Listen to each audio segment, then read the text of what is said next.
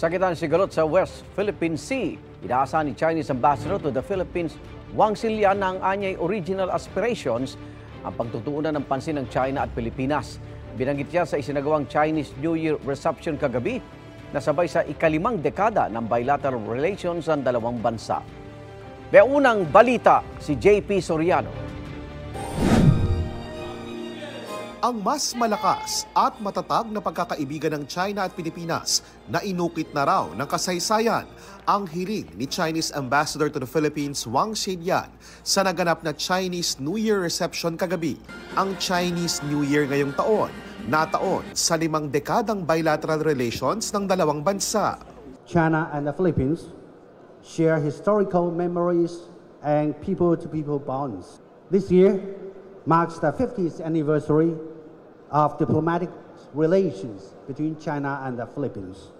Walang nabanggit si Ambassador Wang kaugnay sa patuloy na sigalot sa West Philippine Sea, gaya ng patuloy na pananatili ng tinaguriang Chinese monster ship sa loob ng exclusive economic zone ng Pilipinas o maging sa naging resulta ng Bilateral Consultation Mechanism o BCM sa pagitan ng China nitong Huwebes.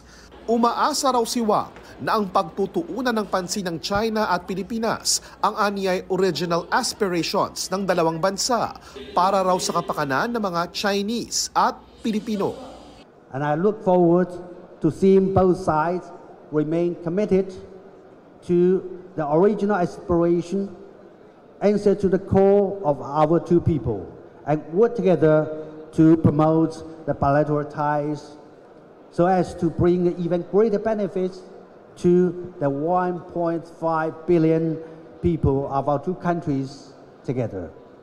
Ang Chinese New Year reception, dinaluhan ng matataas na opisyal ng gobyerno ng Pilipinas gaya ng Department of Foreign Affairs at mga ambassador ng iba't ibang bansa gaya ng Israel at kaalyado ng Pilipinas sa defense at maritime security, ang Japan. Dumalo rin sa Chinese New Year reception ang ilang opisyal ng GMA Network sa pangunguna ni Senior Vice President and Head of GMA Integrated News, Regional TV and Synergy Oliver Victor B. Amoroso.